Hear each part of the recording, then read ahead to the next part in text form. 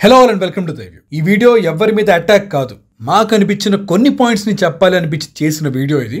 అందుకే ఈ వీడియోలో అవార్డు షోస్ పిక్చర్స్ గానీ నేమ్స్ గానీ యూజ్ చేయట్లేదు. ఎందుకంటే ఇందులో పాయింట్స్ ప్రెసెంట్ ఉన్న చాలా అవార్డ్ షోస్ కి వర్తిస్తాయి. జస్ట్ ఇమాజిన్, మీరు కష్టపడి ఒక సినిమా తీశారు, ఆ మూవీకి క్రిటిక్స్ నుండి ఆడియన్స్ నుండి మంచి రెస్పాన్స్ కూడా వచ్చింది.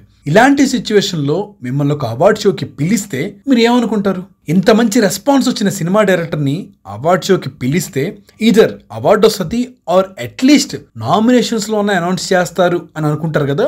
ఇదే మూడ్ లో ఒక డైరెక్టర్ కూడా వెళ్ళారు. కట్ చేస్తే అవార్డు ఇవ్వడం మర్చిపోండి, అసలు నామినేషన్స్ అనౌన్స్ చేయలేదు. డైరెక్ట్ గా అవార్డు ఎవరికి వస్తే వాళ్ళకి మాత్రం ఇచ్చి పంపించేశారు. సో అసలు మనకి అవార్డు వస్తుందా రాదా ఏంటి అనే కన్ఫ్యూజన్ లో ఆ డైరెక్టర్ ఆల్మోస్ట్ మార్నింగ్ 3 AM దాకా ఎదురు చూశారు. చివరికి ఆ డైరెక్టర్ ఏ అవార్డు తీసుకోకుండా వెనక్కి వచ్చేసారు. రీసెంట్ గా సప్త సాగరాలు దాటి డైరెక్టర్ హేమంత్ రావుకి ఎదురైన సిచ్యువేషన్ ఇది. ఈ ఫ్రస్ట్రేషన్ అంతా ఆయన ట్విట్టర్ లో పోస్ట్ చేసి పెట్టారు. చూడగానే చాలా బాధ కలిగింది. బికాస్ అవార్డ్ షోస్ ని ఇంట్లో అందరూ కలిసి చూసే రోజులు నాకు ఇంకా బాగా గుర్తున్నాయి. ఒకప్పుడు అవార్డ్ షోస్ అంటే యాక్టర్స్ అందరూ కలిసి ఒకే చోట కూర్చొని ఎంజాయ్ చేసే షోస్. అంతమంది స్టార్స్ ని ఒకే చోట చూసే అవకాశం మనకు కూడా వచ్చేది. మధ్య మధ్యలో ఫన్నీ స్కిట్స్, స్టార్స్ ఒక్కోసారి హోస్ట్ చేయడం, డాన్స్ వేయడం, ఇలా మంచి హోల్సమ్ ఎంటర్టైన్మెంట్ వచ్చేది. కానీ ఇప్పుడు అసలు అవార్డ్ షోస్ ని పట్టించుకోవడం మానేశారు జనాలు. ఎందుకంటారా? ఆ పాయింట్స్ అన్ని ఈ వీడియోలో డిస్కస్ చేద్దాం. వీడియోలోకి వెళ్లే ముందు సబ్స్క్రైబ్ చేసుకోవడం మాత్రం మర్చిపోకండి. Please keep supporting us guys and thank you so much. Award shows కి ఉండాల్సిన first and foremost thing credibility. ఆ క్రెడిబిలిటీని ఇప్పుడు కోల్పోయారు. RRR సినిమాకి ఆస్కర్స్ వచ్చిందని మనం సెలబ్రేట్ చేసుకున్నాం. ఈ ఇయర్ లపాతా లేడీ సెలెక్ట్ అయిందని ఆనందపడ్డాం. ఎందుకు? ఎక్కడో వేరే దేశంలో జరిగే ఆస్కర్స్ అవార్డ్స్ అంటే మనకంత ఇంట్రెస్ట్ ఉంది, కానీ మన కంట్రీలో అవార్డ్ షోస్ ని మనం పట్టించుకుంటున్నామా? Sure, national awards are always important, ఎందుకంటే వాటికి ఇంకా క్రెడిబిలిటీ ఉంది ఎంతో కొంత. బట్ అదర్ దాన్ దట్ ఇంకా ఎన్ని పట్టించుకుంటున్నాం మనం?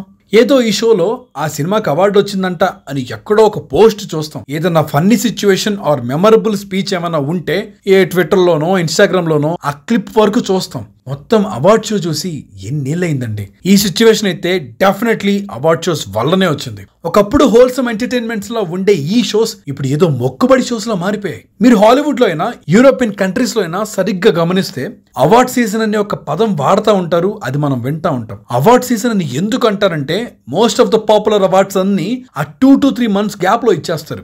ఆస్కర్స్ అనేది ఫైనల్ బిగ్ ఈవెంట్ లో జరుగుతుంది. ఒక మూవీ 3 to 4 అవార్డ్ షోస్ దాటుకొని స్లోగా హైప్ పెంచుకుంటూ ఆస్కర్స్ దాకా వచ్చి ఆస్కర్స్ కూడా విన్ అయిందంటే అప్పుడు వచ్చే కిక్కే వేరు. ఇలా అక్కడి అవార్డ్ షోస్ లో ఒక ప్లానింగ్, ఒక పద్ధతి, ఇవన్నీ క్లియర్ గా ఉంటాయి. కానీ మన దగ్గర ఏ యాక్టర్స్ ఖాళీగా ఉంటారు, ఎవరి డేట్స్ అవైలబుల్ ఉన్నాయి, ఇలాంటి క్యాలిక్యులేషన్స్ చేసుకుని దాన్ని బట్టి అవార్డ్ షోస్ డేట్ అనౌన్స్ చేస్తారు.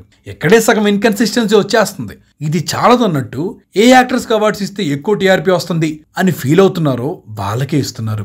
ఇక నార్త్ అండ్ సౌత్ బయాస్ అనేది ఎప్పటి నుంచో అండర్లయింగ్ గా ఉన్న ఇష్యూనే. ఇలా చాలా రీజన్స్ వల్ల అవార్డ్ షోస్ మీద ఇంట్రెస్టే పోతుంది. సో అసలు అవార్డ్ షోస్ పెట్టడమే మానేయాలా అంటే నో. ఓకే, ఇప్పుడు ఒక మూవీ తీశారు, హిట్ అయింది, కలెక్షన్స్ కూడా బాగానే వచ్చేసాయి, ఫినాన్షియల్ గా ఒక సాటిస్ఫాక్షన్ ఉంటుంది. బట్ క్రియేటివిటీ పరంగా ప్రతి ఆర్టిస్ట్ ఒక రికగ్నిషన్ కోరుకుంటాడు. ఆ రికగ్నిషన్ నే అవార్డ్ షోస్ అందిస్తాయి. ఇక్కడ ఇది మాత్రమే కాదండి, ఈ అవార్డ్ షోస్ అన్ని యాక్టర్స్ మధ్య, టెక్నీషియన్స్ మధ్య ఒక హెల్తీ కాంపిటీషన్స్ క్రియేట్ చేస్తాయి. ఈసారి ఒకరికి వచ్చిందంటే మనం ఇంకా మంచి మూవీతో రావాలని ఒక కసి తీసుకురావాలి. కానీ ప్రెసెంట్ అవార్డ్ షోస్ వెళ్తున్న డైరెక్షన్ చూస్తే అసలు ఎవ్వరికి అక్కడ ఉండేలా ఇంట్రెస్టే రావట్లేదు అనిపిస్తుంది. ఏదో వచ్చామా, కాసేపు ఉన్నామా, ఫొటోస్కి పోజ్ ఇచ్చి వెళ్ళిపోయామా అన్నట్టే ఉంటున్నారు అందరూ. ఇది చాలాదన్నట్టు అసలు ఆర్టిస్ట్కి రావాల్సిన రికగ్నిషన్ అనేది రాకుండా పోతుంది. కనీసం నామినేషన్స్ అనౌన్స్ చేసినా కూడా అట్లీస్ట్ ఈ మూవీస్ ఉన్నాయి, ఈ టెక్నీషియన్స్ కూడా వాళ్ళ బెస్ట్ ఇచ్చారు అని అనుకోవడానికి ఉంటుందేమో. ఆ ఆప్షన్ కూడా లేకుండా చేసేసారు. ఓన్లీ విన్నర్స్కి మాత్రమే ఇస్తున్నారు, ఏదో టైం సేవింగ్ లాగా. ఒక పక్క ఎలా ఉంటే ఇంకో పక్క కొన్ని అవార్డ్ షోస్ ఏమో ప్రతి టెక్నీషియన్స్ కి ఒక్కొక్క అవార్డు ఇచ్చేస్తున్నారు. కొత్త కొత్త కేటగిరీస్ క్రియేట్ చేసి మరి ఇచ్చేస్తున్నారు. అసలు ఎంటైర్ పాయింట్ ఆఫ్ అవార్డ్ షోసే ఒక హెల్తీ కాంపిటీషన్ ఉండాలి, ఆ కాంపిటేటివ్ స్పిరిట్ ఉండాలి అని చెప్పి. ఇలా ఇష్టం వచ్చినట్టు కొత్త కొత్త కేటగిరీస్ క్రియేట్ చేస్తే అసలు అవార్డ్స్ ఇవ్వడం ఎందుకు అనే ఫీల్సే వస్తున్నాయి. ఇలా అతివృష్టికి అనావృష్టికి మధ్య కొట్టుమిట్టాడుతూ అవార్డ్ షోస్ డెఫినెట్లీ వాటి ఉనికిని కోల్పోతున్నాయి. ఆల్రెడీ మన సినిమాలు హాలీవుడ్ స్థాయిని అందుకుంటున్నాయి, కానీ అదే స్పీడ్లో award shows and movies recognition కూడా అందుకుంటే ఇంకా బాగుంటుంది అనేది మా ముఖ్య ఉద్దేశం. ఐ రియల్లీ విష్ మళ్ళీ మనం అందరం కలిసి కూర్చొని ఒక అవార్డ్ షో కంప్లీట్గా చూసే రోజులు తిరిగి వస్తాయని చెప్పి. So that's it for the video guys. ఈ వీడియో మీకు నచ్చినట్టయితే please subscribe and support us. అలానే అవార్డ్ షోస్ మీద మీ ఒపీనియన్ కూడా కింద కామెంట్స్లో చెప్పండి. మరిన్ని వీడియోస్తో మీ ముందుకు వచ్చేస్తాం. Until then keep watching the review. Signing off, team the view.